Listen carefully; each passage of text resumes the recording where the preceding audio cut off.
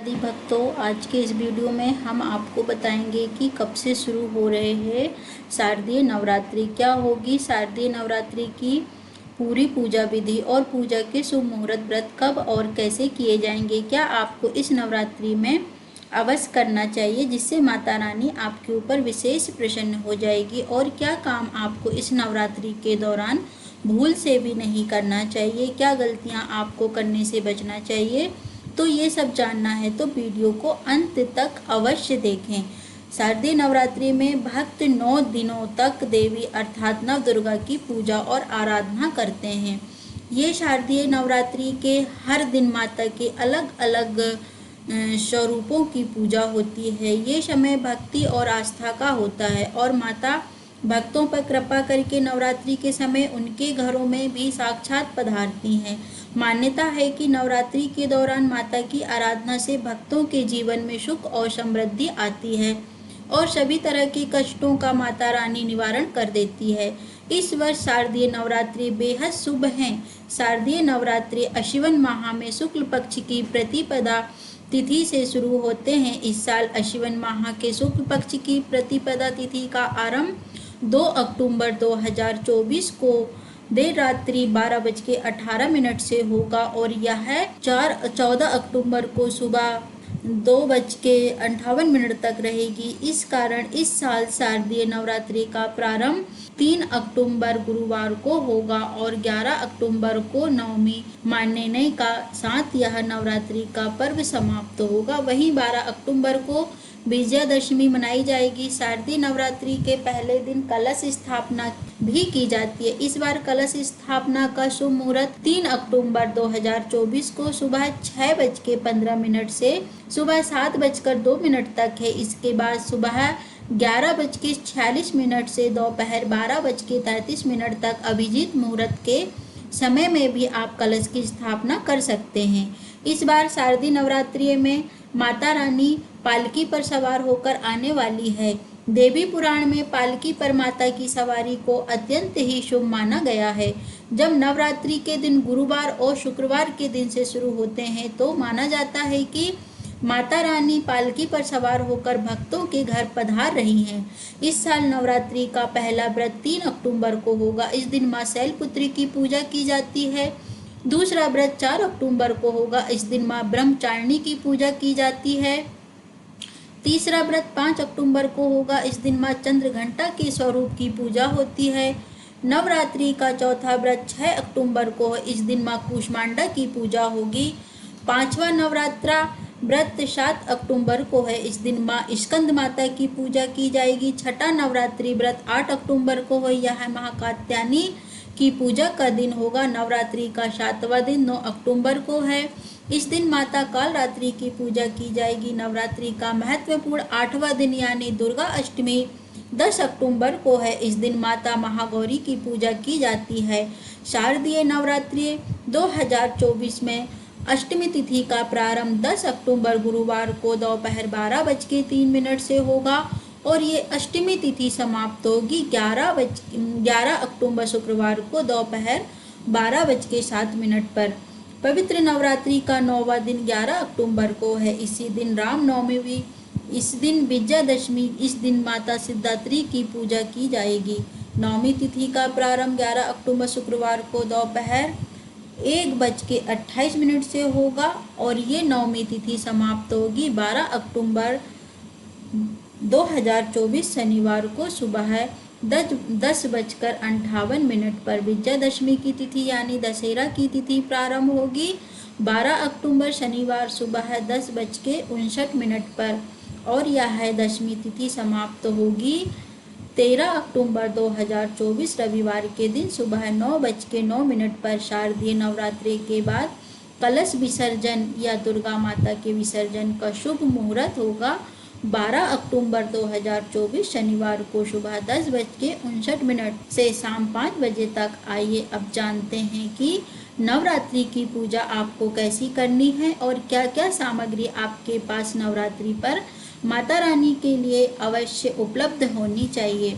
नवरात्रि की पूजा के लिए आपको माता रानी की लाल चुनरी, लाल वस्त्र, मौली से 16 श्रृंगार का सामान, दीपक, घी, धूप, नारियल, चावल, कुमकुम, फूल, देवी की प्रतिमा, पान, सुपारी, लौंग, इलायची, बतासे या मिश्री, कपूर, माता रानी को भोग अर्पित करने के लिए फलवा, मिठाई और कलावा की आवश्यकता होगी, अतः इन्हें अपने पास आप अवश्य रखें। नवरात्रि के दिन सुबह जल्दी उठकर स्नान कर लें, फिर पूजा के स्थान पर गंगा जल छिड़क कर उसकी शुद्धि कर लें।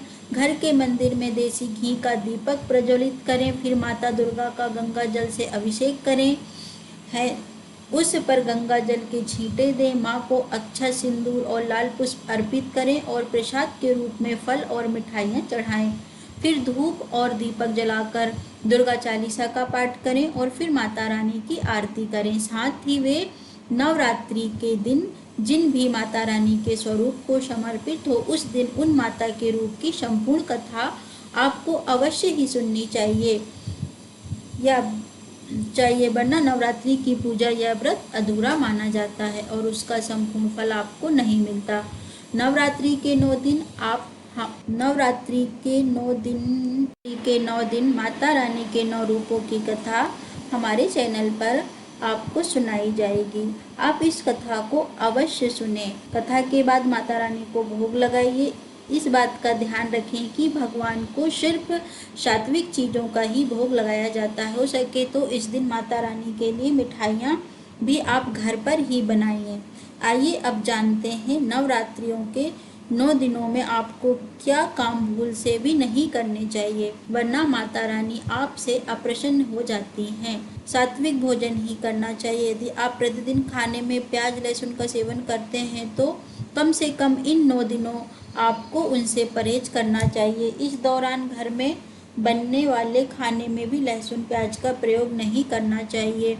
मांस मदिरा का सेवन तो इस दौरान बिल्कुल भी नहीं करना चाहिए, वरना माता रानी का विशेष प्रकोप सहने को मिलता है। अगर आपके घर में नवरात्रि के समय में माता रानी के कलश की स्थापना हो रही है या आपने माता रानी की अखंड ज्योति जला रखी है तो घर को कभी भी खाली ना छोड़ें। कोई ना कोई नवरात्रि के इन 9 दिन में माता रानी की सेवा के लिए घर में अवश्य ही उपस्थित रहना चाहिए। जिन लोगों को नवरात्रि के दौरान व्रत रखने हैं उन्हें इन 9 दिनों तक अपने दाढ़ी, मूंछ, बाल और नाखून नहीं काटने चाहिए। धार्मिक मान्यताओं के अनुसार नवरात्रि के दौरान माता दुर्गा धरती पर आ जाती हैं अपने भक्तों से मिलने, अपने भक्तों के दर्शन करने और उनकी समस्त इच्छाओं को पूरा करने के लिए। और जो भी भक्त संपूर्ण श्रद्धा से इन दिनों माता रानी को पुकारते हैं, घर में उनकी स्थापना करते हैं, उनकी सेवा करते हैं, उनके घर माता रानी साक्षात किसी न किसी रूप में उनकी पूजा और भोग को स्वीकार करने के लिए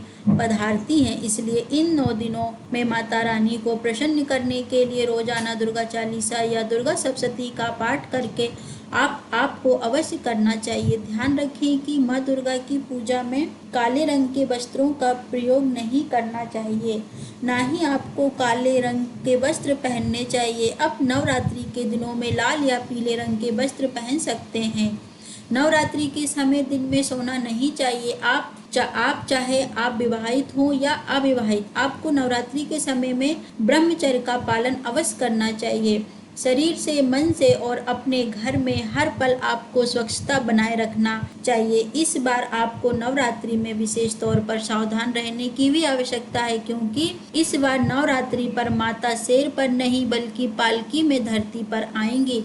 आमतौर पर माता रानी को शेरा वाली कहा जाता है, पर नवरात्रि में माँ दुर्गा पृथ्वी पर हफ्ते आने वाले अलग अलग दिनों के अनुसार अलग अलग सवारी बदल कर आती हैं। माता रानी के हमारी धरती पर आने और जाने के वाहन अलग अलग होते हैं। हफ्ते के दिनों के अनुसार यह तय किया जाता है कि नवरात्रि पर माता रानी कौन सी सवारी लेकर पृथ्वी पर आएंगी। जब नवरात्रि सोमवार या रविवार से शुरू होते हैं तो माता रानी हाथी पर पृथ्वी पर आती हैं। यदि शनिवार और मंगलवार से नवरात्रि के व्रत शुरू होते हैं तो माता रानी घोड़े पर सवार होकर पृथ्वी लोक में आती हैं, और गुरुवार और शुक्रवार से नवरात्रि शुरू हो तो माता रानी डोली या पालकी पर पृथ्वी में आती हैं।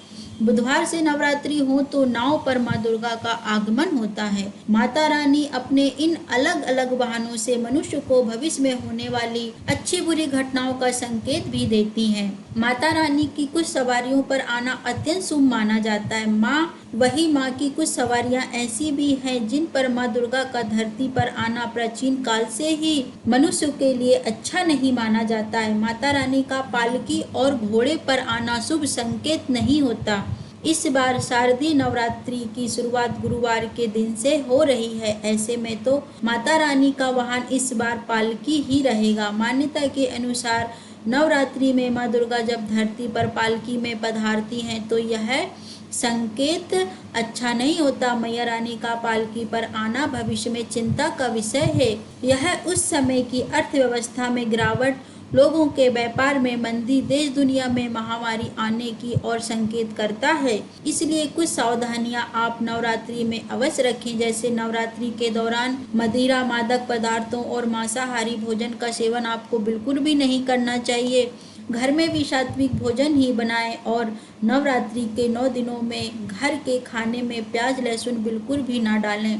नवरात्रि के दौरान नाखूनों को और बालों को और दाढ़ी को नहीं काटना चाहिए। नवरात्रि के 9 दिन में काले रंग के कपड़े आपको बिल्कुल भी नहीं पहनने चाहिए।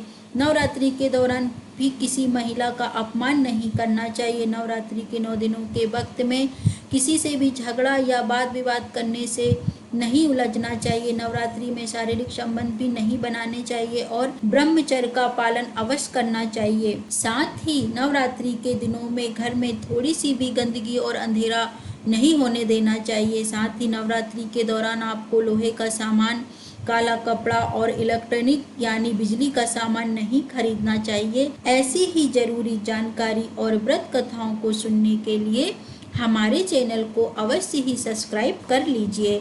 बोलिए जय माता रानी।